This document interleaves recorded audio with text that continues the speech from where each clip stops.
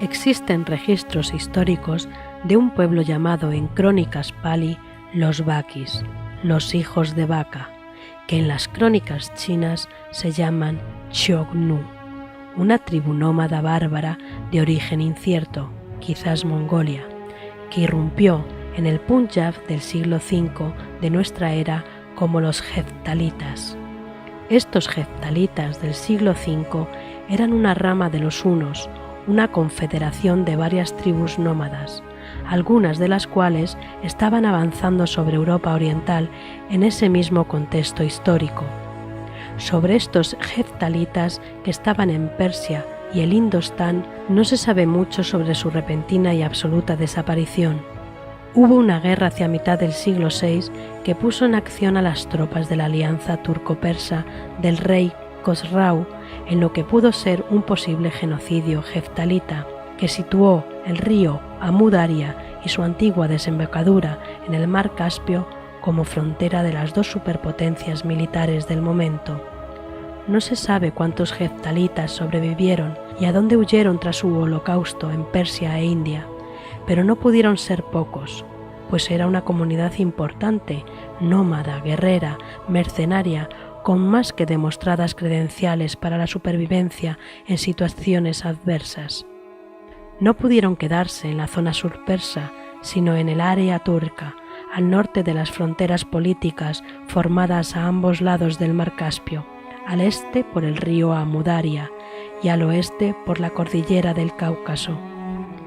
Menos de un siglo después, en ese mismo contexto geográfico y con una estrecha relación lingüística e idiosincrática con el pueblo Xiongnu, hijos de Vaca, aparece en la misma región del Cáucaso Norte, donde solo pudieron exiliarse los Xiongnu, un pueblo de repentina aparición, tan misteriosa como la desaparición de los heftalitas. Eran los jázaros. Estos jázaros seguían siendo un pueblo bárbaro, nómada, y vivían de la guerra de los otros y del comercio en la ruta de la seda.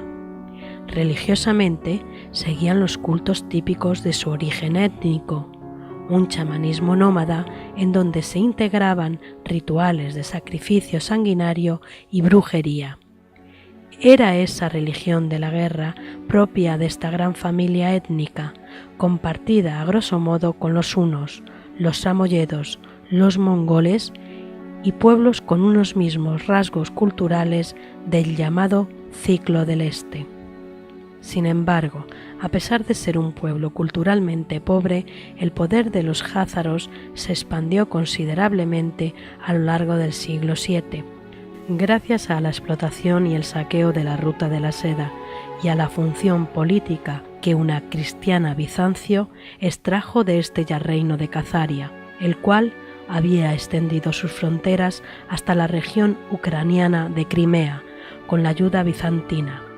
Cazaria servía de barrera entre el amenazante califato omeya, que en este siglo estaba en expansión, y una Bizancio que no tenía grandes problemas en aliarse con estos misteriosos paganos llamados los jázaros, que se dividían en dos grupos, los akkazaríes y los karazaríes, en una extraña división tribal cuya naturaleza dual nadie ha conseguido explicar. Sin embargo, esta alianza bizantino-jázara no la veían con buenos ojos las autoridades religiosas cristianas. Por eso, la Iglesia Oriental presionó para que el emperador bizantino, ya con sangre jázara, Constantino V, apodado por los griegos ortodoxos como Coprónimus, el mierda, convencería a Cazaria para convertirse al cristianismo. El rey jázaro, Bulán, tuvo una solución a este conflicto religioso que obstaculizaba la alianza política. Se inventó un origen étnico vinculado al antiguo pueblo hebreo, y en vez de convertirse al cristianismo, lo que iba a resultar imposible, ni siquiera a un aparente nivel nominativo, se convirtió a un judaísmo sui generis que iba a mantener intacta la raíz pagana, sacrificial, brujo-chamánica de la antigua religión jázara, y así Aparecieron unos neojudíos a mediados del siglo VIII que por supuesto no tenían nada que ver con los judíos de Judea ni con nadie de este entorno religioso. La pobre cultura házara adoptó el alfabeto hebreo, cambiaron sus nombres en antiguo turco házaro por nombres más o menos judíos. Por ejemplo, el rey Bulán pasó a llamarse rey Sabriel, y se presentaron religiosamente como descendientes del Noé bíblico para mejorar la alianza cristiano-házara contra el Islam. Los házaros fueron los mercenarios que el imperio bizantino usó para hacer frente al califato en su frontera. La alianza cristiano-házara funcionó a la perfección en el terreno militar, aplastaron a los árabes en varias ocasiones, pero también en lo social, hasta el punto de que el nómada pueblo házaro hizo de Europa Oriental su nueva patria, la que jamás había tenido. Esa misma y fraudulenta alianza de la Europa cristiana con los neojudíos házaros se extenderá hasta el día de hoy.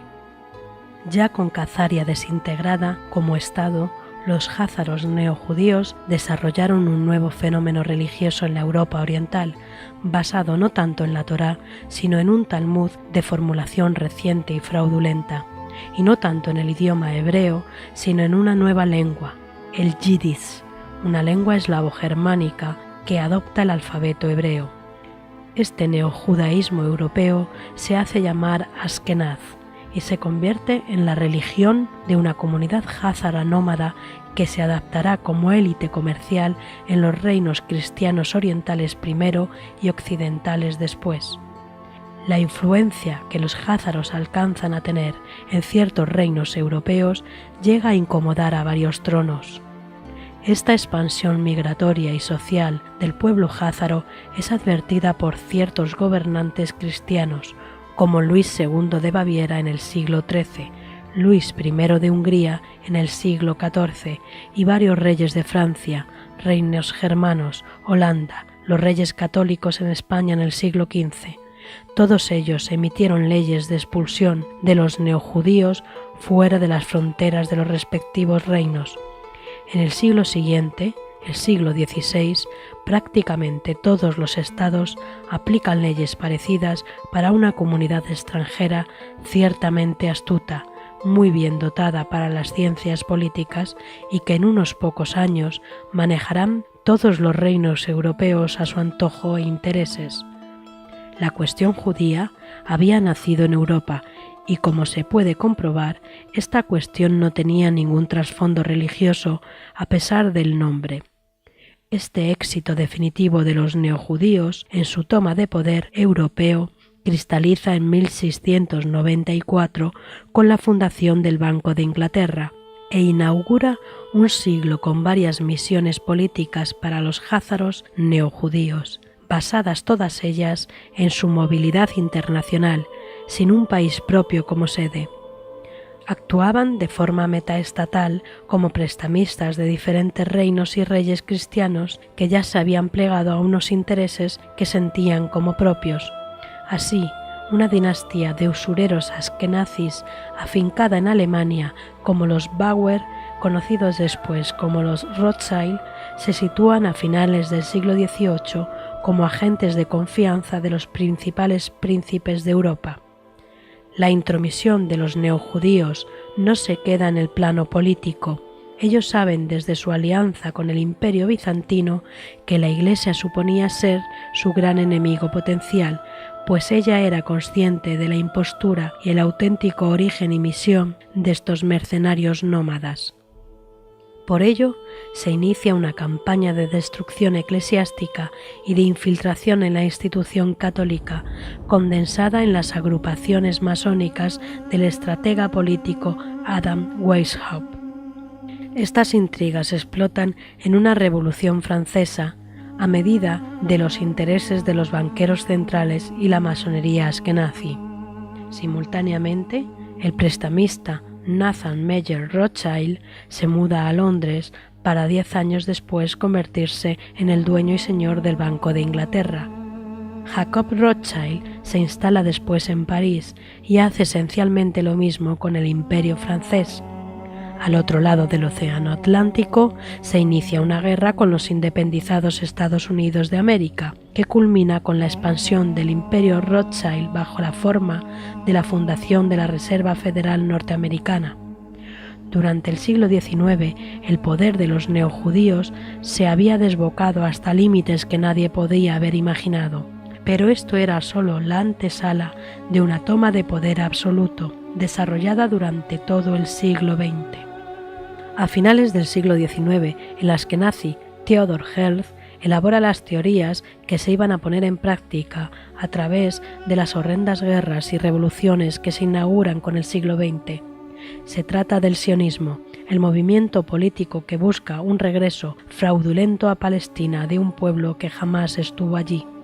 Un año después de la fundación de la Reserva Federal, se declara la guerra que culminará en una institución internacionalista controlada por los sionistas, Sociedad de Naciones, actualizada después como ONU, que trabajará en el subterfugio para espolear otra gran guerra 20 años después. La Segunda Guerra Mundial supone un catalizador de los planes sionistas. Finalmente, se declara el Estado moderno de Israel en 1948 y se divide el poder del mundo en dos bloques de gobiernos controlados por los neojudíos. Estos dos bloques desarrollarán una escala bélica y tecnológica sin precedentes en la segunda mitad del siglo XX, en una revolución absoluta del control militar y social que nos lleva a la síntesis del momento presente.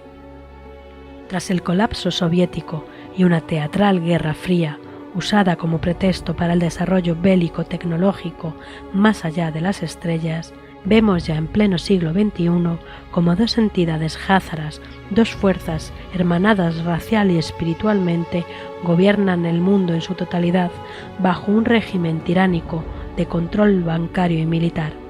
Dos fuerzas perfectamente identificables como OTAN con Estados Unidos y la Unión Europea a la cabeza, y la Alianza Euroasiática encabezada por la Federación Rusa y China, en paz teóricamente a través del Consejo de Seguridad de la ONU, pero en pugna práctica constante por el control de países fronterizos geoestratégicos, tanto en Oriente Medio, por ejemplo ahora Siria, como en Europa Oriental, por ejemplo Ucrania y Turquía, como en la esfera de pugna China occidental, Tíbet, Corea, sureste asiático. Un mundo bipolar en manos de dos entidades bárbaras que se reparten todo cuanto existe en la Tierra. Un mundo gobernado por un monstruo bicéfalo surgido de las orillas del mar Caspio y que dispone de un poder tiránico global.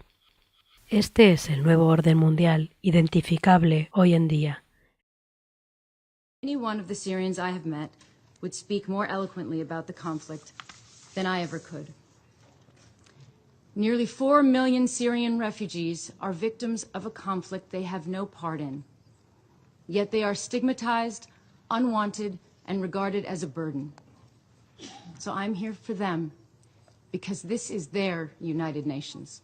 International humanitarian law prohibits torture, starvation, the targeting of schools and hospitals.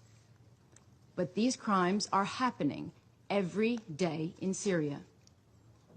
The Security Council has powers to address these threats to international peace and security, but those powers lie unused. The UN has adopted the responsibility to protect concept, saying that when a state cannot protect its people, the international community will not stand by. But we are standing by in Syria. It is sickening to see thousands of refugees drowning on the doorstep of the world's wealthiest continent. No one risks the lives of their children in this way except out of utter desperation. If we cannot end the conflict, we have an inescapable moral duty to help refugees and provide legal avenues to safety.